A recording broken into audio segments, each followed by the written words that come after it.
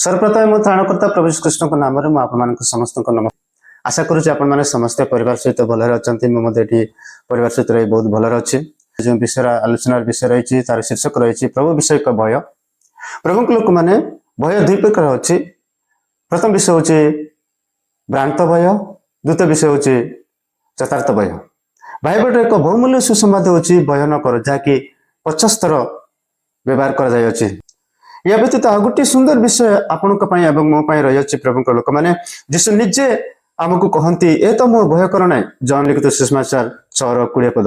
किंतु यही समस्त भय अन्य प्रकार ईश्वर भय आपण पाखरे एवं मो पाखरे नितांत आवश्यकता रही उचित रही अच्छे। प्रभु लोक मैंने आम जदि प्रकृत प्रभु को भय करवा ताहले प्रभु आमान को ज्ञान देवे, बुद्धि देवे, सदा काल से आमान को सेवार व्यवहार कर गौरवान्वित पाइबे। जदि प्रभुंर दास मैंने जदि आम प्रकृत में सदा प्रभु को भय करूँ तेणु आम केवल दुईट विषय आम कौन करवा ना भय करवा ना। बाक कहे प्रभुंर लोक मैंने प्रभु को भय करने निमंते बाइबल आमान को आदेश दिया।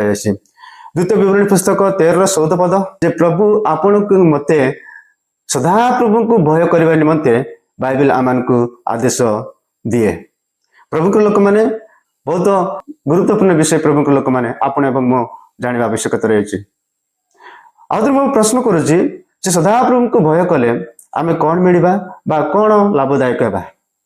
प्रथम विषय प्रभु लोक मैंने प्रेरित 9:31 पद लिखा जाए आम शांति पाइबा और आत्मिकतार आम वृद्धि पाइबा।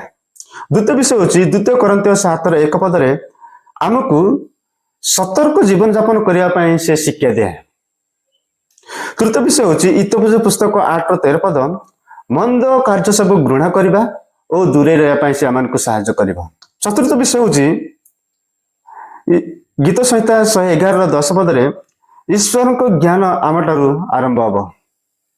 आ पंचम विषय हूँ एवरी पुस्तक 12:28 पद ईश्वर प्रयाणित जीवन यापन करने प्रभु आम को साहाय्य करेंगे।